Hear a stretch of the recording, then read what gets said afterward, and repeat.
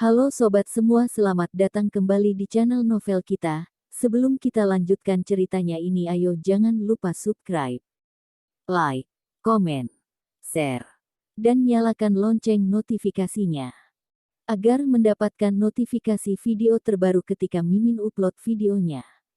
Istri yang dimanja, bab 224, aku juga milikmu.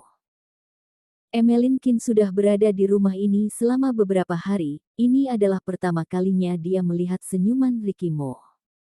Biasanya wajah Ricky Mo selalu terlihat dingin. Tidak ada raut apapun. Membuat orang merasa takut sekaligus ingin mendekatinya. Senyuman dari dalam hatinya seperti ini, tubuhnya seperti memancarkan cahaya, terlihat begitu bersinar, membuat orang yang melihatnya terasa seperti memanjakan mata.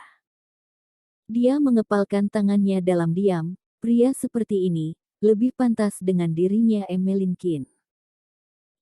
Setelah Ricky Mo dan Amanda Mu selesai makan malam, mereka berdua kembali ke kamar. Dengan cepat Bibi Hu telah mengantarkan buah ke atas. Selesai Amanda Mu menghabiskan buah. Saat dia selesai mandi, berdiri di depan cermin sambil menyikat giginya. Dia bercermin memperhatikan dirinya, merasa sepertinya dirinya mulai menggemuk.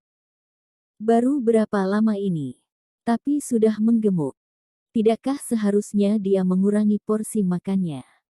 Namun jika makan sedikit, dia akan laparkan. Amanda Mu selesai menyikat gigi dengan wajah bingungnya. Saat keluar, dia melihat Ricky Mo yang mengenakan jubah mandi sedang duduk di sofa sambil membaca dokumennya.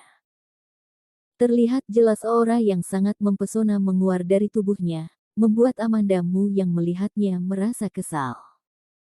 Walaupun dia tahu masalah malam ini tidak ada hubungannya dengan Ricky Mo, namun dia tidak bisa menahan kekesalannya saat melihat pria itu. Amanda Mu menghampirinya, menarik dokumen yang ada di tangan pria itu dan meletakkannya ke sisi lain, melipat kedua tangannya menatap pria itu. Ricky Mo mendongakkan kepalanya, melihatnya yang terlihat seperti seorang guru yang ingin memarahi muridnya yang berbuat salah. Dia menahan senyumannya, bertanya dengan raut tenang. Ada apa? Tatapannya terlihat tenang dan nada bicaranya terdengar serius, malah membuat Amanda Mu tidak tahu harus mengucapkan apa. Dia seperti menghilangkan kekesalannya, kemudian mengulur tangannya mencubit wajah Ricky Mo sejenak. Mencubitnya beberapa kali kemudian mengejeknya. Seorang pria dewasa, memiliki kulit sebagus ini. Seperti wanita saja. Ricky Mo menaikkan alisnya. Seperti wanita. Amanda Mu mengikuti peringaiannya, membalas tatapannya dengan menaikkan alisnya. Ricky Mo mengulurkan tangan panjangnya, menariknya masuk ke dalam dekapannya. Satu tangannya melingkari pinggangnya dengan erat.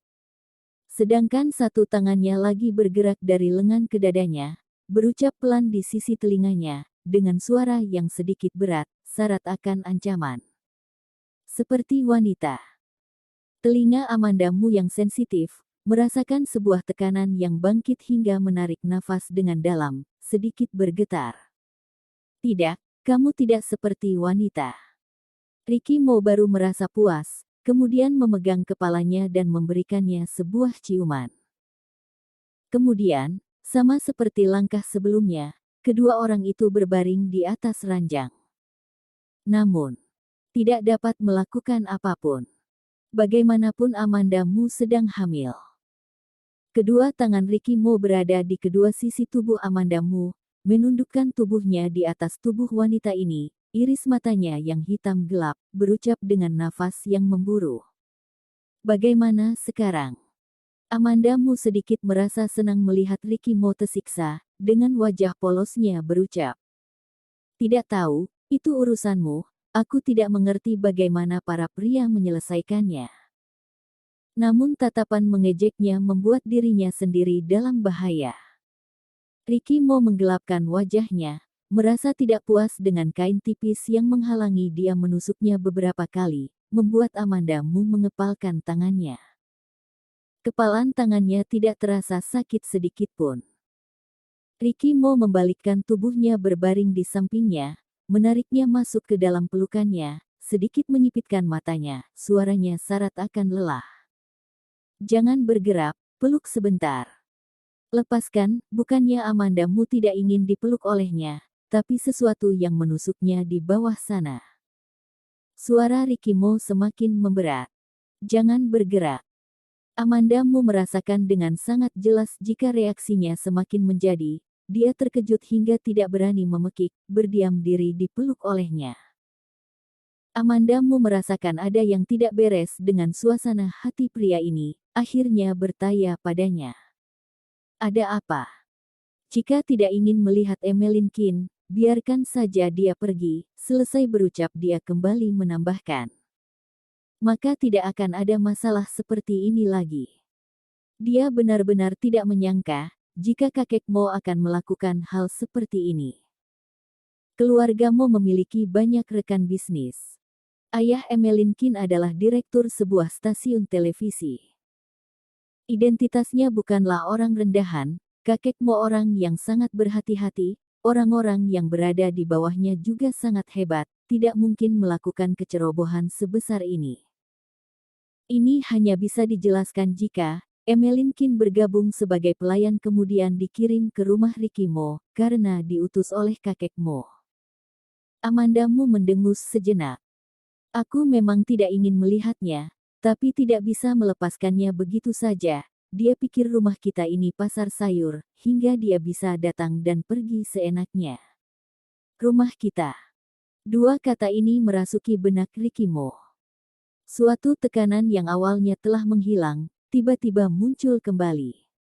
Setelah Amandamu merasakannya, seketika langsung mendorongnya menjauh. Selesaikan sendiri. Tidak ingin membantuku. Rikimo sangat jarang menempel padanya seperti ini. Pelukannya tidak terlalu erat, namun membuat Amandamu mengeluarkan semua tenaganya untuk mendorongnya. Amandamu yang merasa sedikit lelah, menatapnya dengan pasrah. Kamu ingin aku membantumu bagaimana? Rikimo tidak berucap apapun, menggenggam tangannya, membawa tangannya turun ke bagian bawah tubuhnya, menggunakan tangannya menggenggam dengan erat miliknya. Dia menghela nafas merasa nyaman. Seperti ini. Kamu. Itu aku, walaupun Amandamu sudah sering melakukan itu dengannya. Namun ini pertama kalinya menggunakan tangan, sedikit canggung dan malu, bahkan tidak bisa berucap dengan jelas. Bergerak seperti ini, tubuh Rikimo menegang, bahkan nafasnya terdengar memburu dengan cepat. Dia memberikan ciuman ringan di wajah Amandamu, menenggelamkan kepalanya di leher jenjang miliknya kemudian memberikannya gigitan kecil. Hingga saatnya hampir tiba, dia merasa gerakan Amandamu terlalu lambat, langsung menggenggam tangannya mempercepat gerakannya. Saat selesai, mereka berdua telah penuh dengan keringat. Amandamu melihat sekilas tangannya, kemudian menolehkan kepalanya ke samping. Tidak bisa menatapnya langsung. Rikimo menatap raut wajahnya yang malu dan kesal dengan wajah yang penuh kepuasan, tidak bisa menahan untuk tidak memberinya sebuah ciuman. Aku akan membantumu membersihkannya. Setelah dia membantu Amandamu membersihkan tangannya, dia pergi ke kamar mandi. Saat keluar kembali, dia menyadari ada sebuah selimut lainnya di atas ranjang. Amandamu membungkus dirinya di dalam selimut, kemudian sebuah bantal diletakkan di tengah-tengah ranjang. Nanti malam jangan melewati garis ini, bagian sisi ini milikku, bagian sisi sebelahnya milikmu, jangan melewatinya. Jika tidak maka kita tidur pisah kamar. Dia tidak ingin setiap hari membantu Rikimo dengan tangannya terasa pegal. Setelah hamil seseorang akan menjadi mudah lelah, juga bisa menjadi sangat malas. Selesai dia berucap, dia menatap Rikimo melihat reaksinya. Rikimo menatap sekilas bantal yang menjadi pembatas, tanpa berucap apapun berjalan mendekat, menunjuk sisi ranjang yang ditempati Amandamu, bertanya. Bagian ini milikmu. Amandamu menganggukkan kepalanya, apa ucapannya tidak cukup jelas. Ricky Mo langsung memindahkan garis pembatas ke sisi ranjang lainnya, sedangkan dirinya berbaring di sisi Amanda Mu masuk ke dalam selimut yang dikenakannya. Kalau begitu aku juga milikmu. Amanda Mu hanya pergi ke kamar mandi membersihkan diri sejenak. Apa Ricky Mo kerasukan sesuatu? Tiba-tiba bisa mengucapkan hal seperti ini. Saat ini sudah akhir musim dingin, tengah malam pukul 12 di kota J sangat dingin hingga menusuk tulang.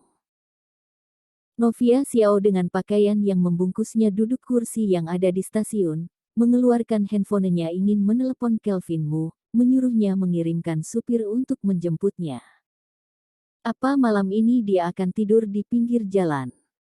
Sebuah mobil tidak jauh dari sana mendekat, perlahan-lahan berhenti di hadapannya. Jendela mobil diturunkan, menunjukkan wajah seorang pria yang muda dan tampan. Bibi. Bersambung. Titik.